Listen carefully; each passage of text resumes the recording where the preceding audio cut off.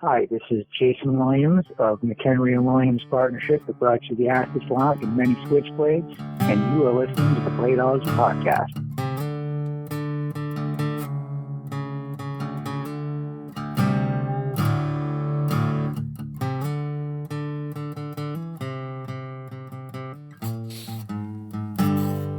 All right, we're going to jump into it like we do every week. Welcome to another episode of the Bladeology podcast.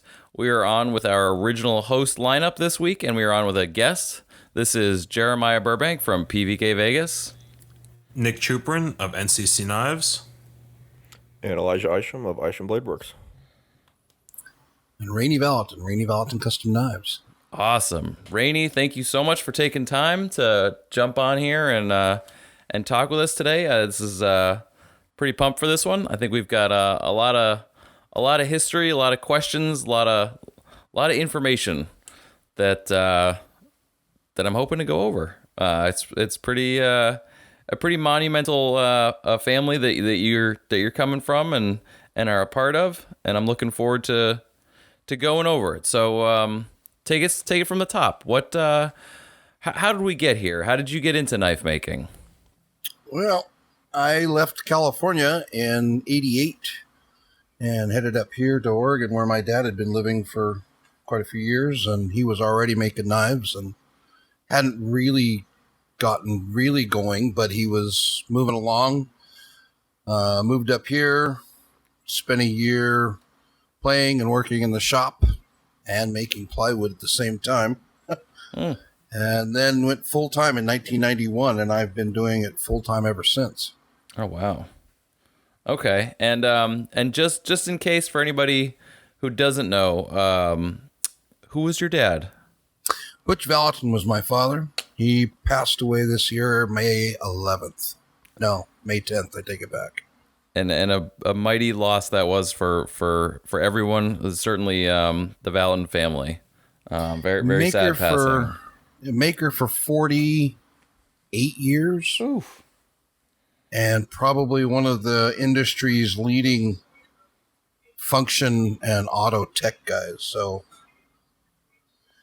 he, he started all the crazier stuff, and eventually I started the scale release stuff, and then he jumped on it after that. So. Oh, okay. So that's a pretty good. So Butch. Obviously, it was super OG. I don't think too many people were doing it exactly at the same time, or they were doing it simultaneously without knowing. But your dad was certainly a pioneer of a few different mechanisms that now people sort of take for granted without knowing or otherwise. But we're both exactly. But you made a differentiation between the scale release and his original mechanism. Tell us a little bit about that. His original mechanism was in the Chameleon at one time, one of the most popular med techs you can get your fingers on. And he was using quite literally stainless steel liners and a stainless steel tab, and made a stainless steel lifter bar or teeter-totter style lift. And I turned that same mechanism into the scale release that was eventually released as a Sidewinder 2. And basically, instead of using the teeter-totter lift, I used a face ramp to another face ramp that were polished. And when you pivoted the scale, it lifted that tab. But I did it in titanium. I couldn't stand doing it in stainless. It was nice. It wasn't as trustworthy. Wow. But we built 250 of them. And sold them all in about 6 months, and it took us almost a year to get them all completed. Oh wow! Okay, all right. Well, let's step back a little bit. And where does that fall in the build timeline for you at the shop? Build timeline. I was into working in 91. I made the first scale release in 92, late 92. The Chameleon was already going all the way through beginning of 91 or late 91 into early 92. And then I produced the first one, and it was Damascus and pearl and over the top kind of thing, something I'd never done. I just bailed into Damascus and pearl to try it. It was rather scary, to be honest. Hmm. And so I produced the first one of those, and then people really loved the action, so I built the dress-down version, which was the Sidewinder 2. And you could take that to any meeting, hand it out, everybody'd play with it, hand it back, you'd fire it, and everybody'd look at you really funny and then hand it back and let it go around again before you had to show them how to make it work. It's one of those things where it's the secret mechanism. If you don't know, then you just don't know. Yeah, and it's got a full back spring, so you don't see any internals at all. So nobody had a clue. Right. Yeah, you couldn't see that spring through the back. I mean, which is Nope. It's an important part of the build, I would imagine, and just cosmetics, right? Like you're saying, it's concealed. Yeah, and at the time, everybody was trying to do more hidden mechanisms to keep the... Well, at that time, everything was illegal no matter where you went, except for just a couple of states. So at the time, I think there was 13 legal states for automatics, and those were limited. So everybody wanted the hidden release so that everybody could have them. Nobody could know that they were autos until somebody showed them. Right. So the 90s, like we're talking about 91, 92. The late 90s, mid 90s were a hotbed for automatics. I mean, that was that was some of the glory days for some of this. Tell us a little bit about that. I mean, the popularity wise. Well, it's interesting that we got Nick here because most of my money at one time came from just New York. I mean, they basically kept me alive for 8 or 9 years because that was where all the money seemed to be, and certainly wasn't in Oregon, I can tell you that. California kicked in after a little while, but yeah, it was the heyday. Everybody was making custom autos and starting with, micartas and G10, and titanium was rarer then than it is today. Stainless, the ATS and 440Cs were the popular steels, which are comparatively fairly old now. And we built, can't tell you how many thousands of chameleons. And, like I said, the Sidewinder was a limited edition, but we sold that really fast. But I think within the first 6 months of making knives, I was making sheath knives, and then I traded a rifle for my first auto, and then it exploded out of Eugene. I had a show, and I built a knife called the D&D, and I went from having no sales to having almost 30 in a weekend. So that was 90, late, I think that was early 93 in April at Eugene. I've heard a lot of stories about that show. It used to be awesome. Were your customers like mostly in New York? Were they like all at shows, or just like a lot of New York customers? A lot of New York customers, and eventually they started flying into the Eugene show. By 95, the Eugene show, my dad and I were bringing probably 60 or 70 customers to the show. From Texas all the way to the East Coast, Florida. Lots of well-known makers. Even Reese Weiland was there. Mm-hmm.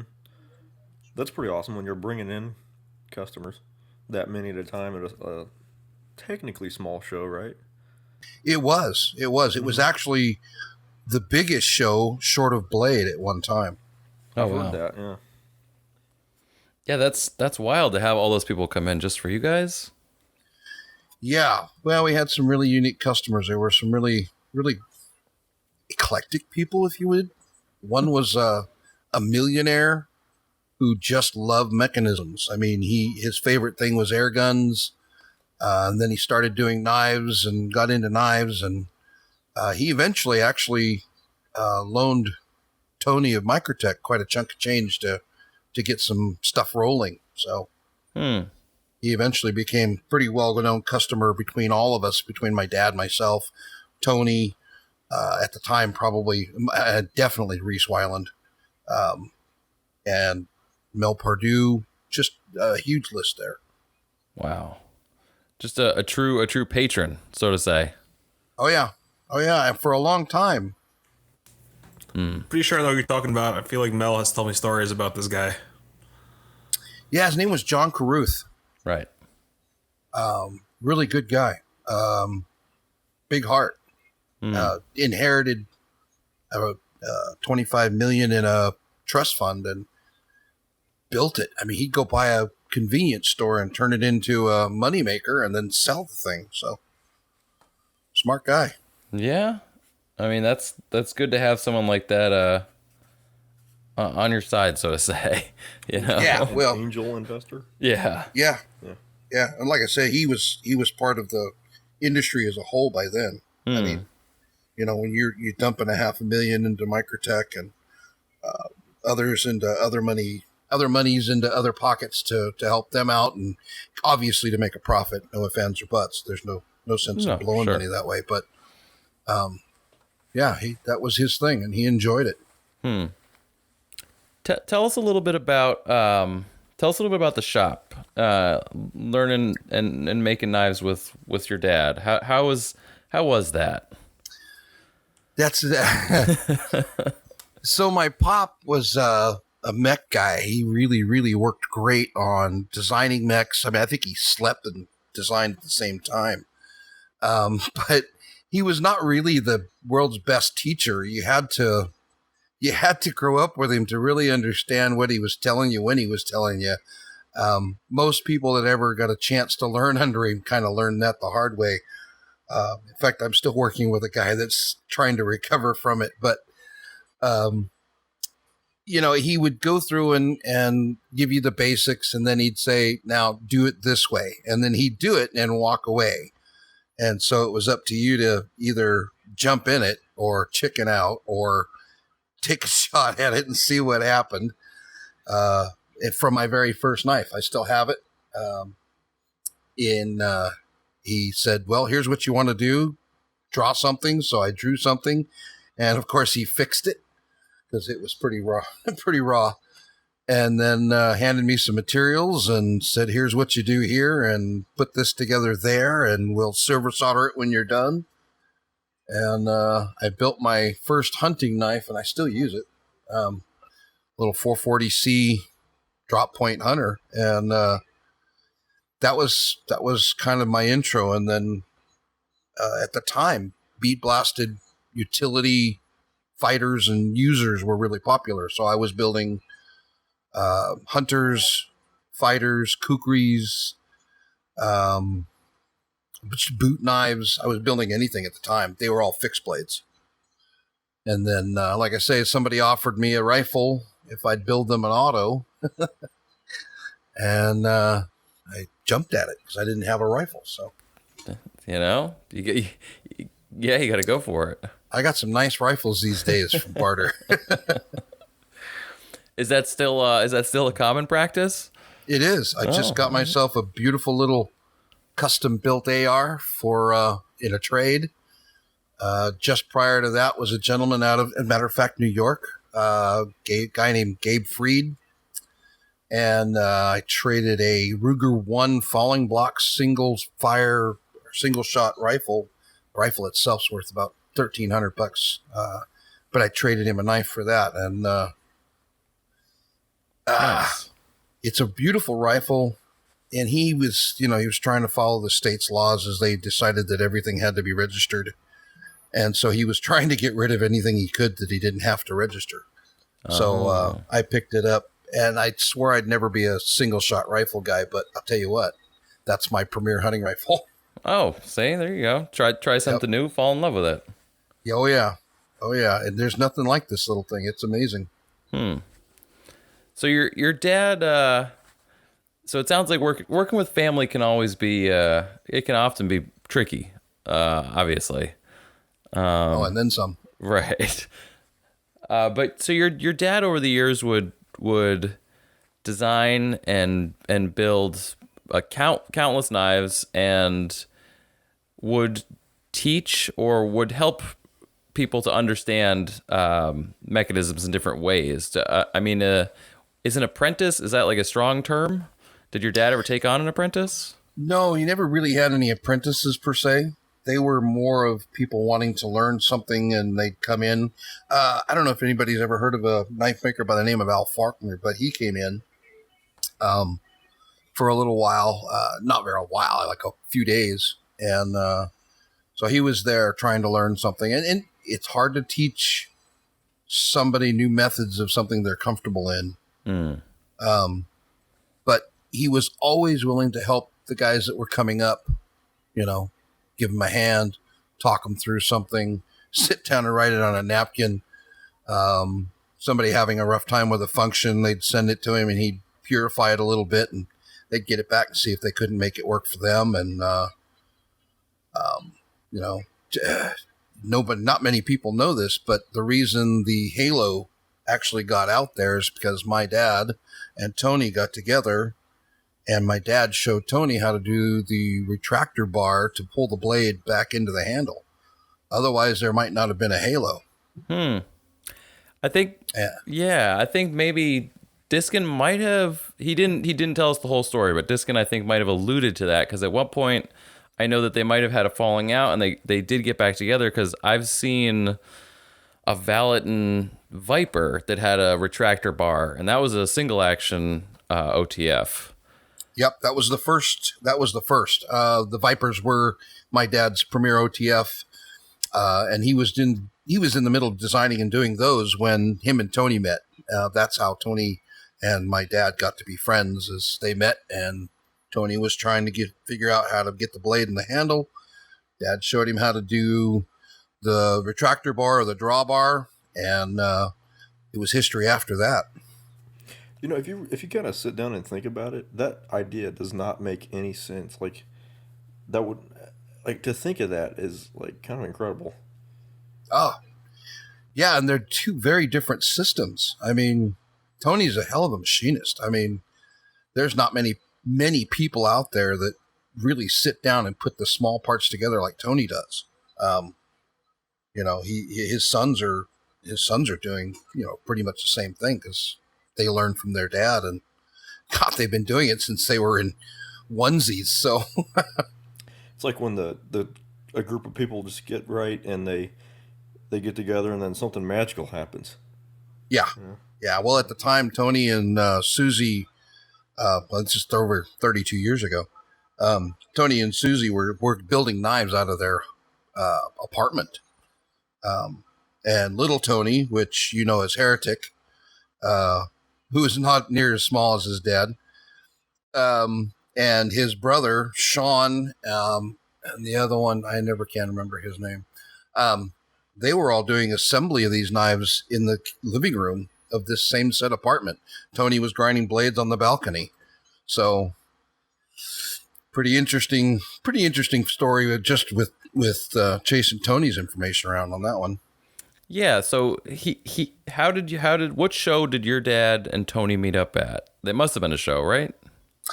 I think it was 92 Blade when they first really met, but I think they met prior to that also at when the show was the guild show was in not Kissimmee, but just outside in Florida, and not Miami. They moved it from Miami to over near Kissimmee. And then I think Tony and him met then. That's where I got to meet Mel Pardue the first time, was there in Florida. And that was, I think that was late 91 as well. Oh, man. Just feels like just a couple of days ago. Yeah, you ever want to sit down and get a story told to you to keep you in stitches the entire time? Sit and listen to one from Mel. He'll hurt you. I've sat with Mel for 8 hours at a time before. It doesn't stop. You ever tell you the story about how he... Go ahead. The finger? No, the finger was good. But I was talking about the half bar of rouge that broke off. Nah, I don't think I heard that one. I heard when he chopped his finger off. But I was going to say he's a very soft-spoken guy, so you got to really pay attention. Yeah, he did the finger one. I almost did the same thing before I think every got the story. Almost has. Yeah, and if you think about it, it's not really the brightest thing to do, and that's pretty much what he told me. He said, don't ever do it that way. It's really dumb. Basically, you're milling through a stack, so it can get hairy there, if you're safety precautions are paramount for sure. Well, theoretically, what he was doing was the smart way of doing it. The only problem is when friction and steel get together, they can do some wild things. And that one shut the blade on that knife, and his thumb was in between open and closed. So yeah, it was his pinky finger. Not pinky finger. Yeah, that's right. He chopped it right at the knuckle. Yep. I saw him in USN last year, and he shows me the finger. He's like, "Hey, like, I think I'm starting to gain feeling back in my finger. It's been like 10 years." I'm like, goddamn Mel. He super glued that thing back on. Yeah, he super glued it. Went to passed out from the pain from the super glue heating up. And then ran across the street to a doctor after the fact, so the doctor could check it out. He's like, stitches would have done the same thing, so there's no need. Here's some antibiotics so I wasn't getting infected. Yep. Didn't you say that he, when he was doing something, he went back in the house and the door slammed on it? Or something? I don't remember. That whole story, it's like, unless you hear from the guy, it's like, the hell? Like, he was like, he hit his finger, it hurt so bad, he clenched it in his other fist. He was afraid to look at it because there was blood everywhere. Looks at it, realizes the finger isn't there, well, half the finger is gone, finds it on the floor, dips it in his grinder bucket, blows it off, and super glues it back on and passes out. Like, seems legit. You tell that to any normal person, they're like, what the fuck? What's wrong with you? Yep, and it had dirt and grit and buff dust and rouge and everything on that finger when he blew it off. It's the mixture that keeps it clean. Like, That's get in the sink and like rinse that thing off. Oh, he did. That's the one of the things he said. He says, I put it under cold water. He said, don't ever do that. Yeah. Why? Is that like a no-no? The stump, his finger, the one that was still connected to him, he put under cold water. Oh, wow. And he said, don't ever do that. And I've done it, actually, once. I've always heard that you throw it on ice and you run to the hospital. Yeah, well, he was saying that he did it on a weekend, too. So he didn't really have, he said the hospital wasn't open or something, and then after he went to the doctor lives across the street, and he's like, "Oh, you said something just now." I was like, "Yeah, like I try to just not to keep my limbs on my body." Yeah, just best to avoid the whole thing entirely. Scenario. Anyway, it's a wake up call. Yeah. No, the one that I was mentioning is he was loading up a brand new buff with buffing rouge on a brand new 3-pound block of rouge, and it broke. And when it did, it sent him to his midsection and basically threw him to the floor. And then, I don't know if any of you guys ever met Steve Garson, but he went over to visit, and Mel come to the door kind of walking on his knees, and his fuzzies were sticking out the bottom, and they were like grapefruits. So, oh my God. He never told me that story. I got to ask him about it next time. Yeah, ask him about the rouge and the buffer. I don't like the buffer much. I've almost killed myself a number of times. I've built full enclosure on my buffer these days, and I don't really buff full knives on it anymore.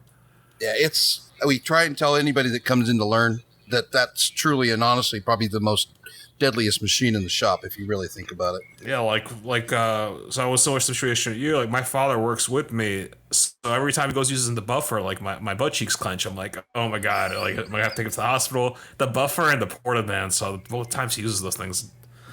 I've got bandsaw notches, but no, my dad caught a blade tip one time.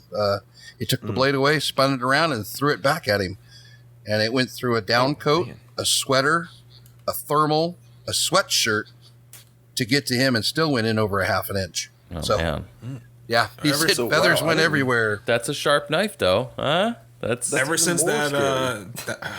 They can throw the blade around. Jeez. Yeah, Rainey, you probably throw it right back at you. You probably know the story well. That guy who designed the Kiss knife for CRKT. Yeah, he died a few years ago from the buffer. Like, he retired, was making knives as a hobby, and he was buffing a blade, and it was spun around and impaled him in the heart. Whoa. Yeah. No, I didn't hear that. Ago. That's pretty wild. Like 3 or 4 years ago. He was making knives as a hobby because he's still getting paid out on the Kiss knife. He's getting paid out probably a pretty good penny for the Kiss knife. And he was making knives as a hobby, and they caught the buffer and spun around and impaled him. Wow. Yeah, that was after that.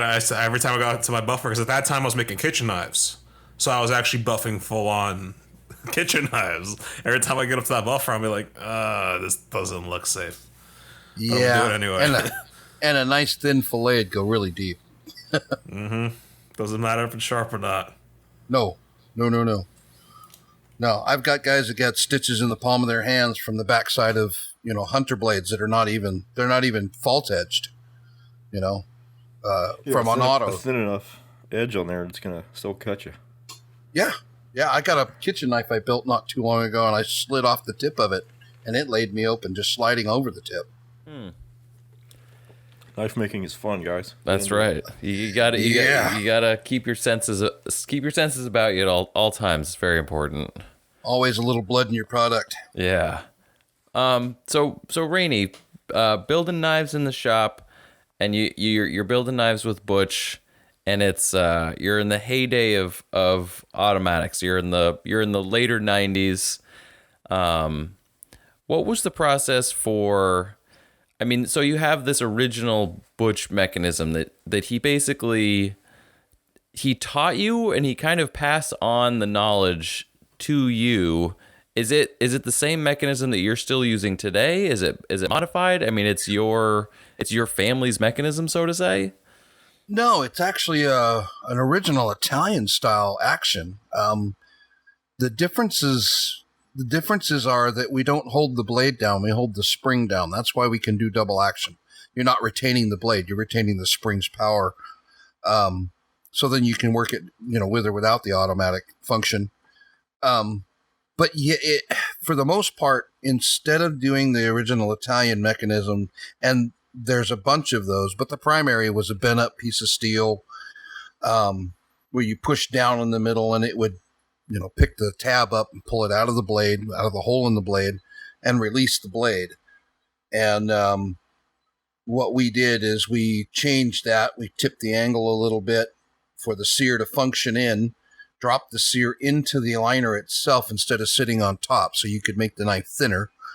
And then you could also reduce the button thickness. That's why none of my knives have safeties, because you have to hit a corner of something to push the button still, because it's flush with the surface of the handle.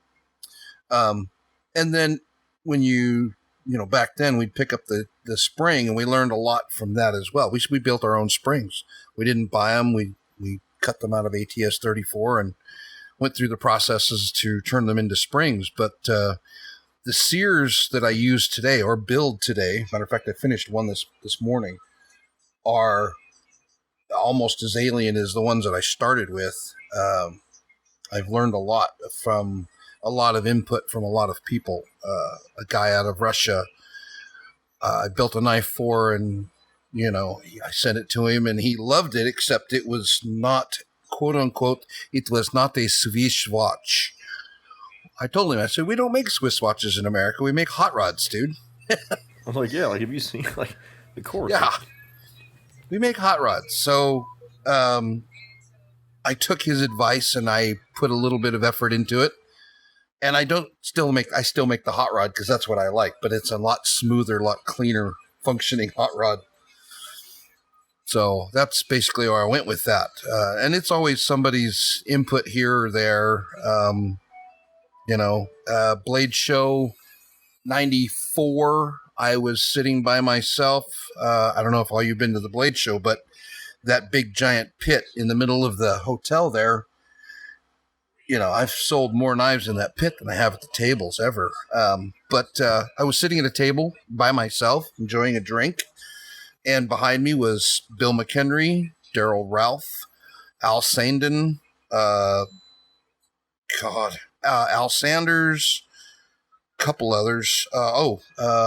Jerry Rados as well.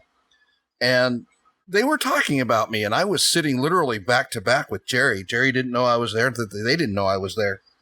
And one of them, and I'll not mention who, said, the guy makes a really great knife, and his fit and finish is beautiful, but he'll never be an artist.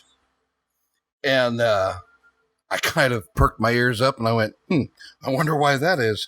And so at the same show, I went and talked to Daryl Ralph the next day, which was the short day Sunday. And I said, hey, I see you're doing some file work. What do I need to do some file work? So I started from Daryl Ralph's assistance, because he was my steel maker at the time as well, learning how to do file work. Not so much learning from him, but taking his advice, and for all intents and purposes, he said, grab a file, grab a piece of steel or titanium, and start, just creating characters and see what happens. And so that was where the world changed in my area between Dad and I. I started doing the artwork and the fit and finish, and he was still doing the fit and finish, but he was doing the fit and finish and the crazy functions. Okay.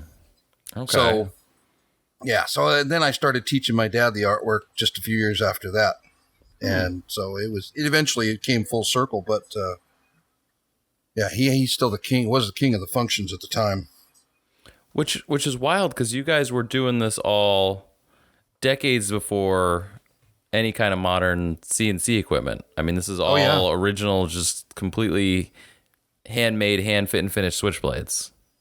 Yeah, right up until the Sidewinder. The Sidewinder was my experiment on trying to do what the world didn't have, which was a concealed release, and do it in a big enough number to make it really, make some money.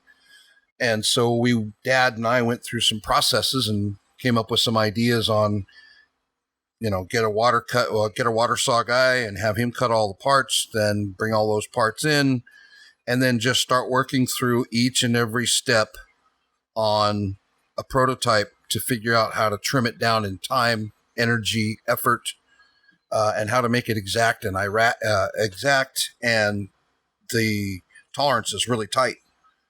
And at that point, we started kicking out mid-techs, and Dad started doing, he did the V&D over, early to mid 2000s, like 2003, with Matt Diskin, as a matter of fact.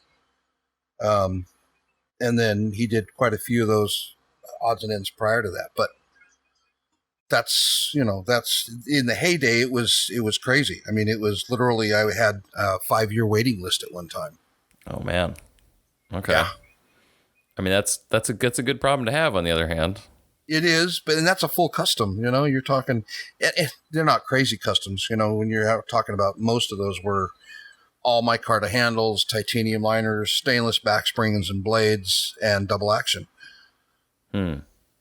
Wow. Okay. So, I mean, micarta and all those synthetics, I mean, you've been doing this long enough to see those sort of ebb and flow in and out of popularity and existence. Oh yeah. Yeah. I still have a little bit of the old Westinghouse micarta I break out and do a couple of pieces here and there with, and put it away after that. There you go. Just skim a little bit off the cheese block, put it back in the fridge. I had sheets of it. Matter of fact, I worked out a deal with, again, another gentleman in New York. His nickname is RCH. And he had 6 sheets of micarta ranging from 1/4 inch to 3/8, straight white, the old paper, white with blue line, white with black line, white with 2 blue lines and 2 black lines. So I traded into a bunch of that. As a matter of fact, if you ever run across any of those micarta Vipers, that was my micarta my dad glommed onto. Oh, okay. All right. Yeah, he got a hold of an entire sheet and sent it off to the water saw. Never even asked. He was like, you know what? This looks great. I'm just going to borrow this real quick. I'm going to snag this. Yep. He cut quite a few of those out. Wow. I mean, it's crazy. I can't imagine what that sheet's worth today. Probably a lot. A few rifles at the very least. At the very least. Yeah. A few nice ARs, yeah. Yeah, there you go. So you moved from California, you moved up to Oregon, you're working with your dad, things are going great. So we're later on into 2000s. I mean, you've got waiting lists. Tell us a little bit about the show circuit. How did that sort of, I mean, you've been going to Blade Show for how many years? 29. Wow. Dad and I have done 29 blade shows. I missed 3, he missed 3, but one of us was always there. How many blade shows have there been? Like 30 or 35. 32. Oh, no, wait, yeah. It was the 35th anniversary a couple years ago. So, yeah, for Atlanta. Yeah, first time we ever went was, it was 90. Wow. Yeah, I talked my dad into going. I talked my dad and mom into going, and they didn't want to do it. And we went to the show the first time that year and absolutely had a ball. But those moments when you walk up to somebody's table and don't know who you're talking to and start critiquing their knives and not really realizing, you're Johnny come lately and they've been at it for a long time. It's one of those. I got one of those with me, Judy Gottage, as a matter of fact. Oh, there you go. Okay. All right. Yeah, stuck my foot in that one. But yeah, got them to go to the show. A guy flew in, as a matter of fact, from New York, landed, got a taxi, came straight to I would probably say a limo, but came straight to the show, bought 2 knives. One was mine, and I think the other one was Ralph Dewey Harris. Oh, shit. And jumped back in his limo, jumped back in the airplane, and went home. I never saw the guy again. Blew my mind. Wow. That's some people know what they want, and they go and get it, I guess. He went through that show, not quite a dead run. I don't think he had much time on the ground, but he hit, and he got to the show, and literally you could pick him out of the crowd because he was just zipping back and forth. And he stopped at our table and visited with us for about, 10, 15 minutes. Picked up a little coffin dagger that I did, and then hit Ralph Dewey Harris for an out the front fork, as a matter of fact. And jumped on the plane and went back home. Like I said, I never saw the guy again. Fork. Yeah, that's front fork. I'm gonna need one of those. That's a maker that really I see his work around, and I'm always it's amazing work. The fun part with the fork thing is somebody had tattled on him because he actually did out the front knives, and this is more or less in front of Tony and my dad, as far as time frame of getting all the bugs worked out. And he built a knife every 8 hours. Ralph Dewey was pretty impressive. But he got tattled out that he was doing out the front knives at the show. Not that they were illegal or not, but I guess everybody thought they were. So they went to bust him, and he said, sure. And he handed the officer one of the out the front forks. That's awesome. Yeah, and they all walked away shaking their heads, and he was still selling out the front knives. Wow. So, yeah. Matt was telling me that so a lot of that engraving work that's on those knives that's Ralph's own engraving. Is that true? Yeah. Wow. Yeah, he would build a knife from zero to finish as far as fully functioning and ready to get any embellishments, but it was a completed piece in 8 hours. He had it mapped to the minute. I mean, the guy was crazy. That's crazy. That's Ralph Dewey Harris. Yeah. Ralph Dewey Harris. We lost him a few years ago, but I don't think anybody on the planet builds a knife as fast as he does and can call it an out the front.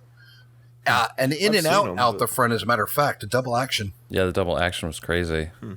His pieces show up once in a while. They sell out really quick, and they've got a pretty reasonable resale value. I think he's a maker that really has, unfortunately, everyone who has a knife just holds on to it, and he doesn't get a lot of play, so to say. But the knives are intensely nice, very, very nice. They were good quality. They were clean. They were fast. They hit hard. And they were the fit and finish was good and clean. And like I say, this was kind of out in front of Tony and Microtech and my dad at the time frame. But really the launch of the Halo and the Viper were the two things that really kicked the out the front off. Right. To me, with an OTF, like as soon as I learned about them, I was like, oh, well, it seems like the goal would be in some applications, to get the blade to fire as hard and as fast as possible. Yeah. Or is that not the case? No, as far as I'm concerned, that's the whole intent behind them. Well, at least on a single action. right? Yeah, and the single actions, it was, well, that's the difference between the single and the double. The double, you can actually hit the palm of your hand. If it's not Tony making the tip and sharpening it, it won't punch through you. But the out the fronts, the single actions have enough power to penetrate your hand. I've got 3 scars almost in a row from one of my dad's OTFs that I was trying to fix. And it hit in the very bottom, just where your wrist and your, the palm of your hand starts. So that's really tough. And there's a bone under there. Well, I got 3 scars side by side that are from the very same knife, me trying to fix it. And that's when I gave up. But each one of those is probably a 1/4 inch wide. And that's a very fine tip. So if it gives you an idea of how deep it's got to go to make a 1/4 inch wedge. Oh, yeah. Yeah. Yeah, those Viper daggers are pointy, very pointy. Mm-hmm. Yeah. Has anyone ever come up with, or is it just like a dumb idea to like put a rubber boot or like a rubber sleeve over the front so crud and stuff doesn't get in there more? So I think at one time Tony had a little rubber cap that you could put over there, not put over, it was like a plug, really early on. But I think that's about as good as it got, and that went away pretty quick. The Navy Scarab came with a little rubber cap that would click over the top of it. Interesting. And that was sort of that was pretty novel at the time. Paul Panak, Burn Knives, has made 1 or 2 trapdoors. So it's a spring-loaded cover on top of the OTF. So when you fire it, it pops out just in the nick of time, and then the blade shoots out. But you have to manually reset it. It's kind of neat. I mean, it's not watertight by any means, but it's mostly cosmetic. Yeah, I would say. I've not seen any of those.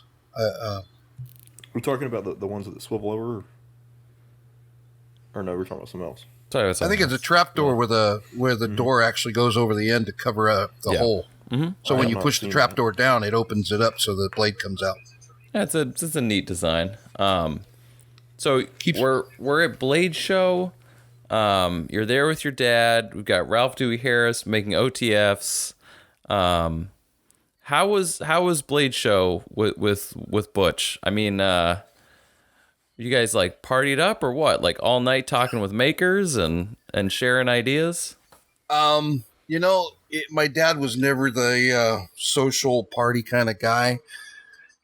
We did have some pretty interesting evenings in the hotel, in the main hotel. We'd get together, and I think we had 14 or 15 people in the room one evening.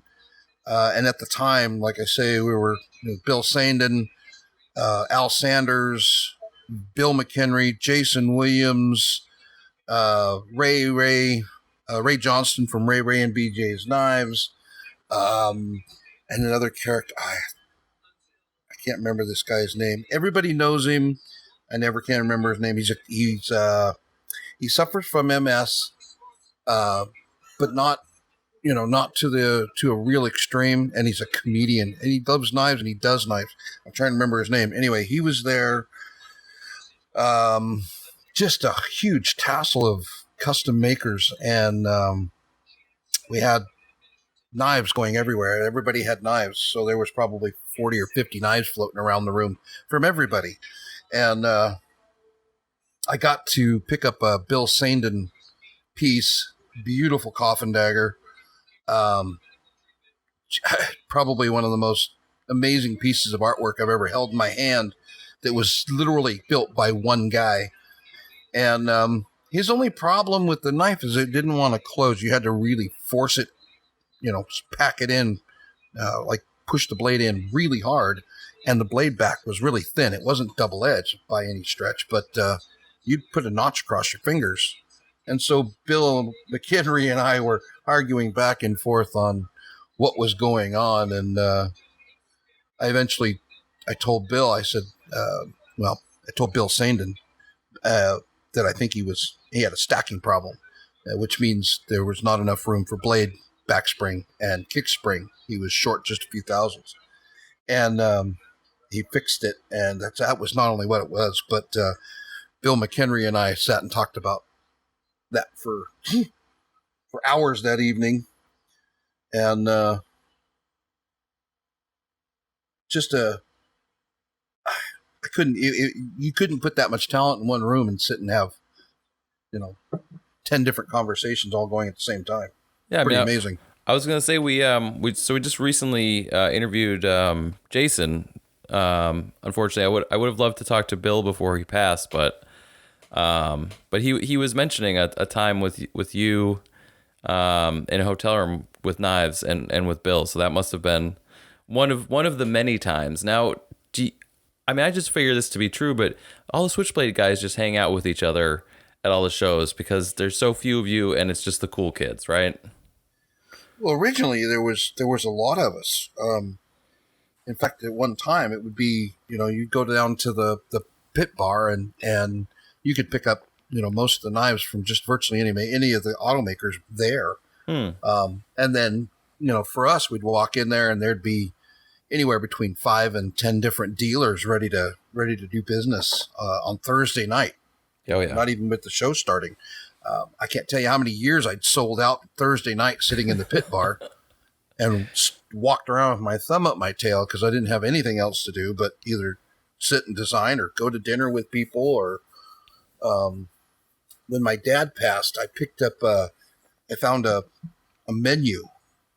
I think it was 2005 or 2006. Anyway, it was, I don't know if anybody remembers that restaurant that's sitting in that same bar area. It's a really nice little high-end. I don't know. It's a really high-end little restaurant next to the bar. Yeah, in the pit. I'm familiar. Yeah, in the pit. Yeah. It's back, to the right of the escalators. Mm-hmm. Yeah, so or something like that. something like that. Yeah, so I actually have one of the menus from that night where John Caruth, the gentleman we were talking about earlier, booked the whole restaurant for the night, and it was in tribute to my pop at the time. I'll have to get it and read it to you, Jeremiah, sometime, or get you a copy of it. That'd be awesome. Posted it online, but it says, in honor of Butch Vallotton, this night will be dedicated to him. Thank you all that come, and then the menu, and it was pretty wild. But that was another night, and I think every and any automaker and some of the top steel makers, Devin Thomas at the time, Darryl Ralph for that matter. I don't know if anybody knows it, but Darryl Ralph used to make some great steel. And a bunch of others, including Jason. I think Jason and Bill were both there as well. There was probably 35 or 40 of us there. And we had an amazing dinner. Great night, probably 5 or 6 hours sitting in a restaurant. Not that I do that very often. I hate that. But it was a ball. And that gentleman that put this up picked up the tab. The only thing he said is you have to buy your own alcohol. I'll pay for the rest. Wow. I can't imagine what that bill was like. I mean, for how many people? Jesus. 35 or 40 of us. And I had steak and lobster. I asked if I could have it. John, you mind if I get steak and lobster? And he's like, oh, that reminds me. Have what you want. Yeah. Last Blade show. That one guy was like, "Mine us all drinks," and Mark's like, "What's the most expensive shit you have?" Yeah, that guy sent us to the table is like, that guy like to buy you guys, would like to buy you a drink, like to Mark. And he goes, "What's the most expensive thing you have?" He orders it and goes, "Nick, do you want one too?" I'm like, sure. Elijah, he just got the whole table. I was like, huh, is that how you do that? Yeah. I mean, sometimes. Yeah, sometimes. Yeah, and then you got to suffer through it, even if it sucks, though. Well, that too. Yeah, sometimes you just got to go with it. People feel good about treating other people to dinner sometimes. That's just part of the deal. Yeah. Tony took us all to dinner one night, and he said, if you leave the table hungry, it's your own damn fault. Yeah, that's a thing that just happens, I think, with if you're in the industry long enough. You just get... Yep, they had to roll me to the car, man. I was full. I mean, you did it right then. That's the idea. I made a porker of myself. I had a giant steak. Oh, it was terrible. I can remember the taste of it even. That's great of him to put that on in honor of Butch. I mean, that's a true that's a tribute, that's fit. Wild. And it was, and it's not a cheap dinner, but it was the thought and from that guy, it was always kind of top shelf kind of thing, Wonderful guy. He he came to the last show that I saw him at, and he ordered a knife, and then I didn't hear from him for a really long time, like a couple of years even. And one night, just before I walked out of the shop, I got this phone call late, and he's just outside of Dallas. And he says, it seems like you have a deposit of mine. And I said, hey, John, I can send you back the deposit. He says, no, I'd rather have the knife. I said, all right, so I'll jump on it. So I finally hear from him, and now I could either get it out or look like a Turk. So I built the knife and sent him the bill with the knife. I didn't even tell him, hey, I'm shipping it. This is the bill. I'll ship it when you pay the bill, kind of thing. It was like, I'll send it to you, man. You send me money when you're ready. Mostly because I felt guilty. But so I hit him. It was a $950 knife. I sent him a $750 bill. He got the knife, gave me a call, told me it was beautiful, sent the check. I got a $950 check back. Called him up and I said, hey, John, what's going on, man? You overpaid me. He says, oh, no, I didn't. Oh, no, I didn't. Thank you. I can go with that. Yeah, I mean, sometimes, right, there you go. A little extra forward for good work done and excellence paid. That works. Yeah, and I spent the time. I did some extra stuff on it. Like I said, it was late. I felt guilty. And he was just a really great guy almost all my career. So I don't think I've talked to him but twice since, and I haven't talked to him in probably 7 years now. So, But yeah, just one of those guys that was always in the background, always doing little things, pushing people, find somebody he likes and invest a little time and energy in. Yeah. I mean, no, that's absolutely excellent. And okay, as a segue of treating people and good dinners, do you remember SwitchCon? Is that something that rings a bell? Yeah. Yeah, that was. What is this? I have no idea. Garrett loves talking about SwitchCon. There was a lot of stuff going on at the time. The industry was really, really a hopping thing at the time. I mean, the automatic industry was just nuts. And we were all at a dinner one night, and they were talking about this SwitchCon thing. And at the time, there was the newsletter out of San Francisco that was pushing all the stuff out of California. There was just so much press, and it was everywhere. So the dinner was quite a chunk of people. And what was supposed to turn into Switchblade magazine actually ended that same evening with the onset of SwitchCon. Too many characters, too many great personalities clashed, and it was kind of a tragedy. But, it's going to happen sometime. Yeah. You hear that, Jeremiah? It's going to happen. It's going to happen at some time. Well, it was funny because some of the brightest and best are still working, and some of those that were really button heads are gone. So, so it's even easier now. There we go. Yeah. It needs to happen. I think. I mean, one way of looking at it. It makes the most sense at all. Like, give Switchblades their own show. Yeah, well, that was the key. It was supposed to be, the onset of a Switchblade magazine. It literally was going to be called Switchblade Magazine. And it was John Carruth going to bring up and foot the bill for the whole thing. And all the makers and everybody was going to do editorials and, write-ups here and there. And then next thing you know, well, somebody can't be in it because, and somebody else can't be in it because. And I'm like, wait a minute. That's not up to us to decide. And who the hell do we think we are to tell people who they can and can't be in the magazine? I mean, if they make Switchblades, they should be entitled to be in the magazine. Why would we call it Switchblade Magazine? Yeah, there was definitely some old guard there. It was things. It got heated, and then eventually, a couple of years later, it even got worse between a couple of the people that had the argument that evening. So, but it's just part of the game. When you get social like that, get too many personalities, and get a lot of people thinking they're better or, above the others, then that's what you kind of get. But yeah, I don't know. Can be it tricky. Made for an interesting evening, though. There you go. I mean, it wasn't boring, right? No, it wasn't boring. I just, the only problem for me is I don't mind sticking up for people. I just don't like people telling others who can and cannot be who belong. Yeah.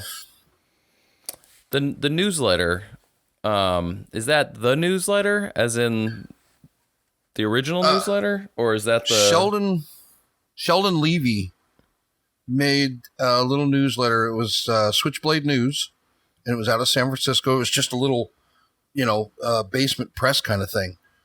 I think there were 28 original issues. There's a gentleman that's actually trying to revive it. Yeah, Walt, right? Yeah. Yeah. If I get off my butt and do some writing, my wife needs me to do some writing, and Walt needs me to do some writing. I'm supposed to bring some of this back, but life's been rather rough the last couple of years, so I haven't really gotten around to doing much. So as far as that kind of stuff goes, but I'd love to do it. Yeah, I ran into him 2 Blade shows ago, and he had the newsletter was all printed up in color, and I was like, whoa. I was like, okay, because it was always black and white before, and he was real excited about reprinting it in color and all the old ads and everything. So it was kind of far out. Yeah. It was, and it wasn't even white paper; it was a yellowish paper. Yeah, the original. Yeah. No joke. We actually still have. I was cleaning out the shop in Vegas, and I found a whole stack of them, like original issue newsletters that have PVK ads in them from whatever turn of the 96 or 98. But that was in the Blade auction days. Yeah, it absolutely was. Yep. Blade that auction. was. God, I missed that. That's a good segue. Let's talk about that. Yeah, do you want to talk about Blade auction a little bit? Yeah. My only complaint with Blade auction was the fact that it disappeared. So. Yeah, I'm sure I know why it did, but right. I know why it did. It sucked that it did, and there was tons of people on that thing. Yeah, that definitely it at a time and place it was yeah, I mean it was the newest and coolest thing, and it was moving a lot of knives is what it was. It was quite literally the knife moving leader at the time, as far as you could just jump on there and go hunting. It was amazing. Yeah. So it was like a forum, or well, no, it was an auction site for knives, and basically anybody, it's straightforward. Anybody can list something on there, and anybody can buy something of almost any caliber knife. But at the time that existed, there wasn't anything even close to it, or anything like that available to people who were looking for knives. I mean, it was before Arizona. It was before a lot of that stuff. And it, a lot of makers ended up interacting with that site, selling things, buying things, and in a couple of cases I've talked to people, and that inspired them to get into knife making, because they sort of started selling customized production knives on Blade auction, and that got them into full-time custom making. So like a genesis of like knife pimping, as I guess you could say. Well, it launched even White Wolf knives. Right. It was their takeoff. I mean, it's funny when I met the guys that had Arizona. That was Jay and Karen Sato out of Scottsdale, Arizona. They came to the Vegas Classic, and at the time they were doing very just machine stuff, and they were it was from low end to, I think it maxed out at about $300. And they were doing good business, but then I met them there and got them selling 450 to 550 higher end custom, still bead blast and black micarta and bolsters and stuff and titanium. But that's where they got their big start, was there at that show, and that's also the same show they sold the company to. Julie Hyman, which is now Julie McKenzie. Oh, I think so. I don't know, she got married a few years back. Yeah. But and then God, I never can remember. ProTech, our boy at ProTech. Oh, Dave Wattenberg. Mm-hmm. Yeah, he was my customer for, God, a great many years. And then he came up with ProTech, and the Godfather and the Godson were his launching point. I don't know if anybody ever seen one of my ice picks and one of the Godfathers and Godsons next to each other, but they look Just really say it. similar. Just say it. Really similar. I got him to cop onto that one a while back at one of the Florida shows. It was kind of fun. Yeah, we all love Dave, but certainly some of those designs, they look like sometimes other things from the past, from long ago. Yeah. I asked him about it. Hey, that looks really familiar. He said, yeah, it might. Yeah, it does similar design language, Yeah, he picked up two knives for me at that show. One of them was the ice pick, one ice pick. And another one was a brand new one I was doing at the time, Little Lance. So I think I made him feel guilty. Sharp and pointy. That's how he likes them over there with the bayonet blade. Yep. Yeah, I did a knife for him a long time ago. He was supposed to produce, but he ended up. I caught him right in the middle of his move, so I'm not even sure he knows what thing's at.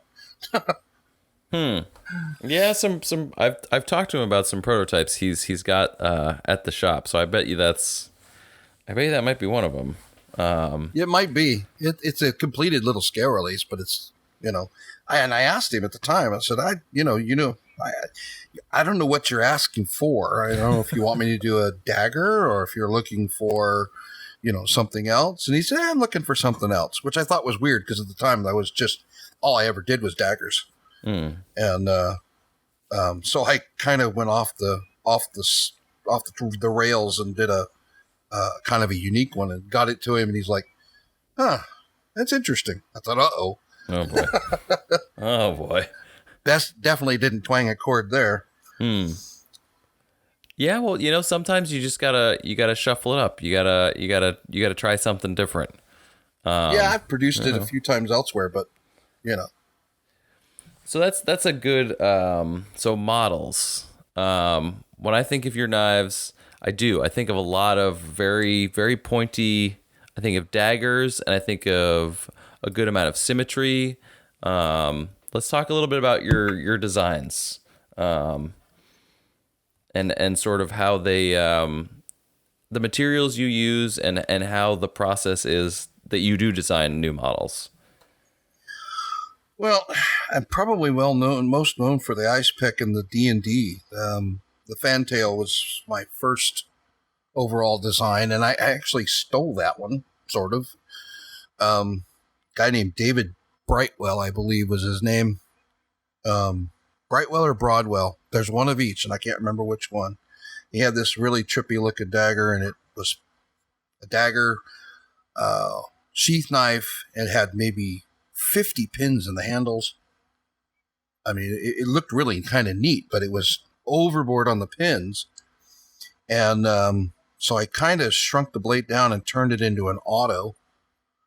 And I built the first one, which is called the Fantail D&D. And D&D stands for Down and Dirty, for those who don't know. And so I brought it to the 92 Eugene show, and there were some postal guys that I knew that were, one was a postmaster and the other one was actually his boss. And they were into autos, and so they ordered 10. And at the time, I was doing them for $250 a piece. Holy moly! Yeah, but these things had truck springs in them, man. They were so fast, it was scary. Oh, they were. Oh, it was amazing. That was actually something I wanted to ask you. Was what's the hardest firing auto you've made or have experienced? Fantail D&D. There you go. The one that I built. Yeah. Well, and I need to get my like I hands say, you take basically back then you were stuck with choices as far as kick springs goes. There was nobody making any stainless springs. They were just high carbon springs. And so if you put it all inside of a stainless chassis and titanium, the spring would rust if you didn't pull it out and get it dry. So we built our own springs. They were built out of ATS. And we first started building them, build a few knives and build springs for all of them. So we heat treat maybe 10 or 15 springs at a time. And then my brother, Sean Vallotton, got the bright idea of averaging our springs out and making 50 at a time, which, as far as I'm concerned, made a hell of a lot of sense. Because the spring treatment is you cut and build and bend, then you put it into the heat treat, and that's pretty close. Back then it was our little Paragon, so it was a 2-hour time frame for the first heat treat. Bring it up to critical, let it air quench, and then you pulled it out of the package, cleaned it up a little bit, get some of the scale off, fit it a little better. You can't straighten it out, it'll still snap. And then put it back in the foil pouch and do it at 900 for 2 hours twice. And it would bring it down to between 43 and 45. So it'd make a, on the Rockwell scale, you'd end up with 43 or 45, and then you'd have to thin it up a little bit more and then tune it for each piece. But back then, I made them really fast. I mean, you're talking about a 5-inch blade exceeding 180 to 190 miles an hour if you put it through a chronograph, which a friend of mine did. That's the only reason I know the numbers.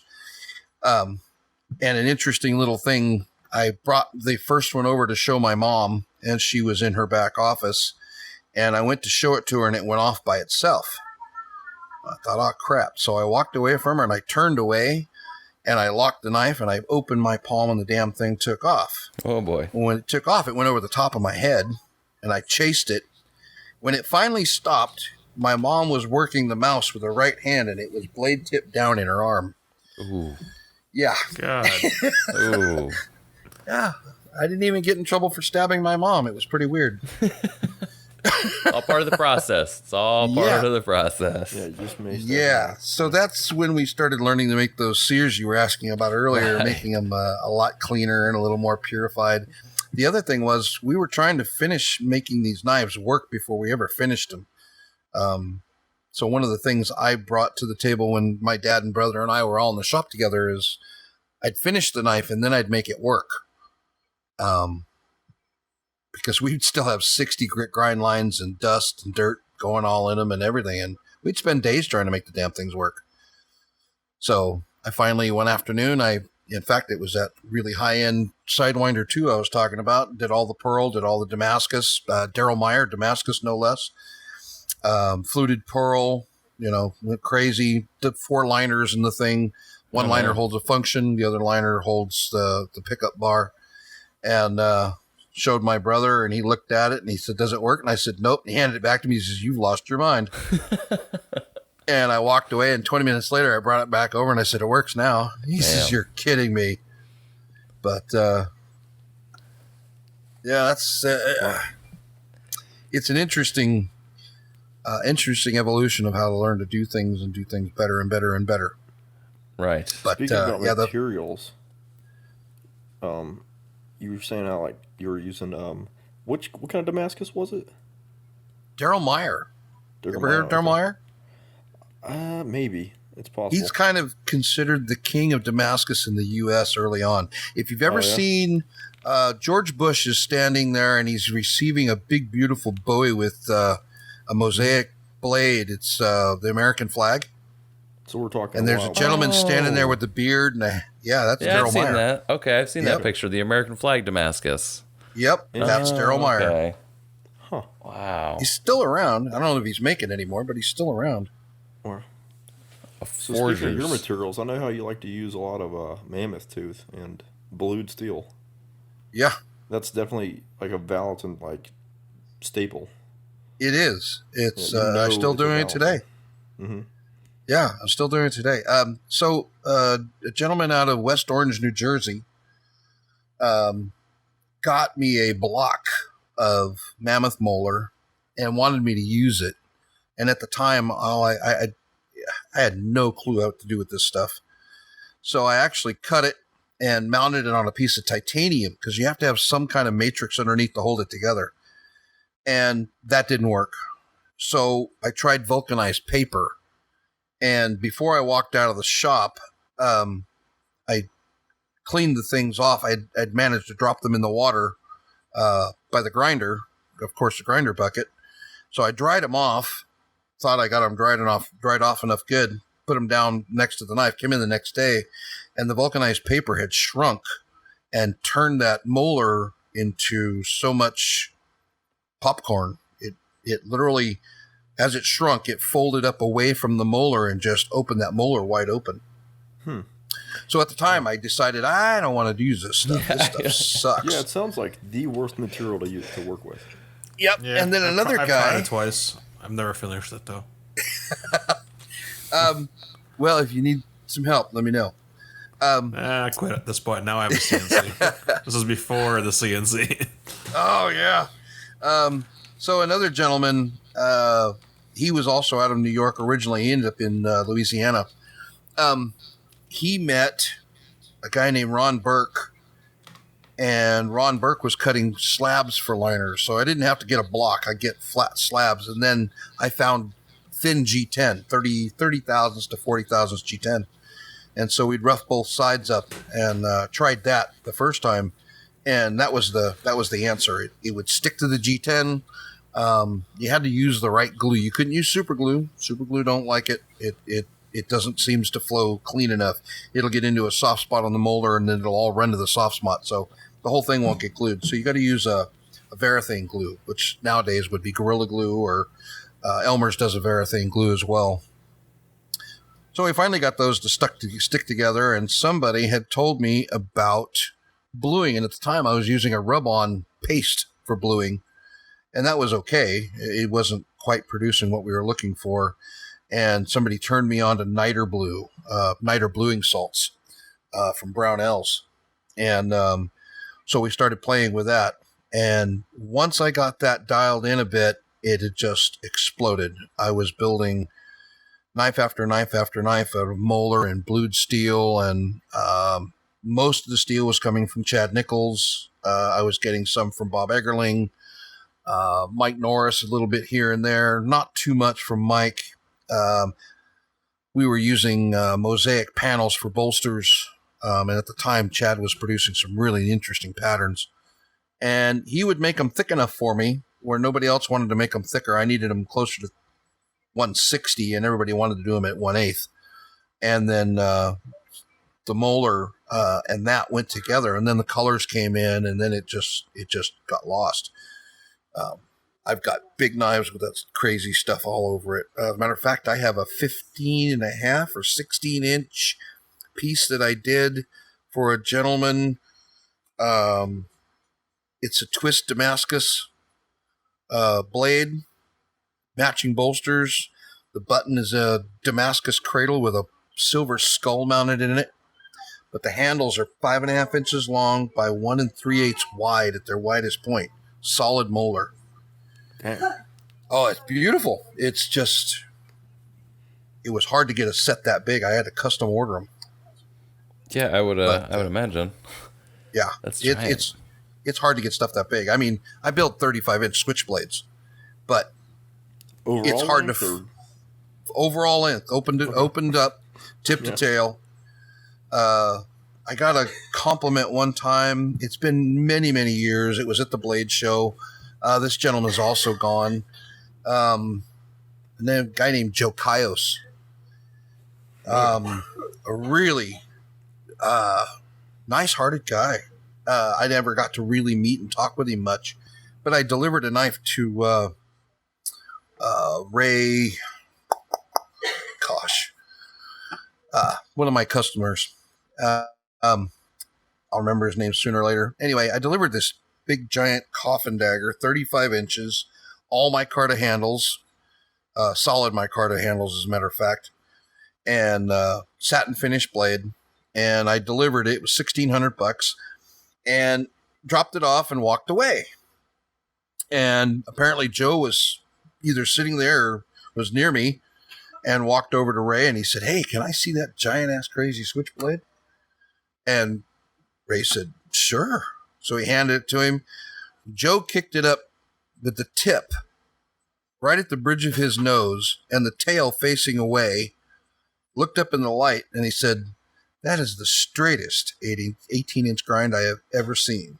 And I thought, I'd love to have met that guy. Yeah, right. I never got to meet Joe. He passed away just a few years later. But the backdoor compliments that you hear about years later are just the ones that probably make you crazy. But 35 inches. We've got one on the table we're working on. Have been actually for a couple of years. We were supposed to bring it to this year's Blade Show, but we know how that worked out. Yeah. Is it a big one or what? It's a 35-inch coffin dagger. We got to redo the blade. We're gonna build another blade for it. But she's got titanium front bolsters, ironwood handles, about a 1-inch diameter titanium button, a 1-inch wide titanium spacer, and then another wooden ironwood handle, and then a titanium rear bolster. Wow. I like it. Yeah, it's first two we ever built. We showed up to that show where I met Judy Goddage and made an idiot of myself. And every time back then it was in that little room, the big room there at the hotel. You went up the escalators, walked through Benchmade, Spyderco, all those guys. And then once you got through there, you walked into the back building where all the customs and all that stuff was going on. And every time the table, the traffic would ebb and flow. And when it would flow out, we'd pick the thing up and fire it a few times, and it'd flow right back to the table. So it grabbed a lot of attention. And this gentleman walked up, picked it up, and was looking at it. And he turned it away and fired it. Well, the blade went down. And when it came up and locked in, it smacked him in the forehead with the backside of the blade. And it put a red ridge across his eyeball, between his eyes, around his nose, and brought tears to his eyes. And he was handing me back the knife. It didn't cut him, but it hit him hard enough to sound like a coconut hitting concrete. Oof. Yeah. That's a great Blade Show story. That's like one of those, who fires an auto and then hits himself in the forehead. Somebody who doesn't. That's very unique. Yeah, he didn't even ask to fire it. So it's like, I'm just gonna pick this up and mess with it. He did. Yep. That's when I met Ralph Dewey Harris. Same show. That's pretty great, actually. No. It was hilarious. So after the D&Ds and then the Chameleons, I see your next semi-production project seemed to be the Soldiers of Fortune series. Oh, yeah. Yeah, from technically 91 on, 90s. But to 92, literally pretty solid till year 2000. The first year was only 30 knives. There's a little more information on the backside of that. We built knives for Almar. We built a limited run of 30 knives for Almar. They were the Almar Sear. They were all custom built. They were single action with safeties, all polished. I mean, these things were, and I don't think we charged but $350 a piece back then for them. But they were forward bolsters, all black micarta, all polished, titanium liners, stainless steel blades, all ATS 34. And we built 30 of those for Al. And we did one special one for him. It actually resurfaced last year. I saw it again last year. I don't know where it had been for all those years, but the last year was the first time I'd seen it in 30 plus years. And so Dad got the bright idea of, let's do a Soldier of Fortune show, and we'll take a Soldier of Fortune knife. So we did 30 of these, and it was a beautiful show, but we weren't really selling much. It was really slow. And Dad ran into this guy. Next thing you know, they're talking and whispering to each other. Next thing you know, the table's empty. He took every one of them that was left. I think there was still 20 left. And so that was the launch of our Soldier of Fortune. So the next year, we did 50 base. And these were just bead blasted knives back then. Bead blasted, forward bolstered, micarta handles. Same motif as the Almar Sear, but different finish. Numbered them all. Labeled them Soldier of Fortune 91 or 92. I think it's 92. And so we built 50 that year. My brother, my dad, and I. Then the next year, my brother and I and my dad built, that doesn't include 3 prototypes, by the way. So we built 50 the next year, and then we did 10 officers models. So we had 50 base models and 10 officers models and 3 prototypes. So it was 63 knives that year. Then the next year, we introduced the generals models. So we had 5 of those. So it'd be 50 base, 10 officers models, 5 generals models. And the generals models were back then ivory and stainless, all polished. Oh, man. The officers models became satin finished instead of polished. And then the 50 base plus the 3 prototypes. And then we did that all the way up until year 2000. 3 months worth of work between 3 of us. I got to where I could grind 70 blades in 3 days for a primary to 220 heat treat, and then 3 days to clean them up to finish. So give or take 7 or 8 days for 70 blades. Like a Can't do that anymore. Yeah, that's like holy. No, I can't do. I've done something similar, but it was a 2-inch chisel ground knife, so can't really it's a marathon. It's brutal. Yeah. Even though ones that I did that sucked, I was like, never again. I did like 110 in like 2 shifts in 2 days, 2 really long shifts. They were chisel ground 2 inches long, but God, I hated myself for about a week after. Yep, your eyes start to cross.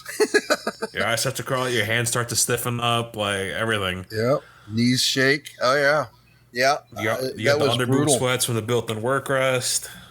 Yeah, I was doing the sidewinders, and I ground maybe 40 of them. I started really early. We were running a little behind, and I got on maybe 40 or 30 or 39 or 41, somewhere around in there. And I got about 3/4 of the way done with the blade, and I screwed something up, and I got mad, and I just ground that puppy right in half. I've done that. I think everyone I've ever talked to has done that. I messed up a folder pretty much 80% done, and then something happened, and the lockup went from 20% to 80%. And I could have probably fixed it with some tricks, but I got so mad for some reason. I just went to the grinder fully assembled and just ground it entirely into nothing, essentially. Into dust, a backspace. Yep. Yeah, into a backspacer, pretty much. I mean, sometimes you get angry. Sometimes you just, take it out, man. That's how it goes. It beats throwing stuff. Well, see, there you go. My dad was good at throwing stuff. So was my brother, for that matter. If you throw it, it just angers you because then you're like, oh, I could fix it, but it's dinged up, so it takes more work to fix it. If you just grind it to dust, you just move on. Yeah, there you go. It's out of your eyesight. It's gone. Yeah, we were in the original shop, which was on Dad's property, and Sean was working in the grinding room, and he come out, and when Sean was having a bad day, he was having a bad day. He was a bit manic depressive. And so when you came in, you wanted to look at Sean to figure out what kind of day you were going to have. But he come out of that grinding room was so mad. I mean, he was blood red. His eyes were bulging. He was just crazy pissed. And he threw this liner, and it hit the ground, and that was the only sound it made, and then it disappeared. And about 8 years later, we moved out of that shop and moved into another shop in town that we were all sharing. And in the process of tearing all that stuff down and getting it all unplugged and moved and everything, there's this fan sitting up about 8 feet above the ground, and it was drawing heat off of the flue pipe from the wood burner stove we were using to heat the place. And I reached up and tipped that up, and that liner had gotten onto one of those blades and slid out. And it fell on me, and I'm looking at it, and I'm looking at my dad as, that liner Sean lost? Do you remember that? Like, I just found that. Oh, it's still here. It's still haunting us. We did an SOF one year, and a knife absolutely just flat disappeared. Ooh. I mean, a finished, ready to go piece. And we moved out of Sutherland and moved back over to my dad's property in a brand new shop. And we were in the brand new shop for about a year. And that knife just materialized out of nowhere. I don't know where it came from. I don't know how it got where it got. It was just in a cabinet, and we'd emptied that cabinet and been through it. So we entitled that one MIA. Oh, there you go. Yeah. It took us about 5 minutes to sell it. I would imagine. Yeah. People were like, oh my God. It had original numbers and everything still on it. We just added MIA to the blade. It's still around. I saw it a couple years back too. All right, that's going to do it for part 1 of the Rainey Vallotton interview. Thanks so much, everybody, for tuning in to another episode of the Bladeology podcast. We will be back next week with part 2 from Rainey.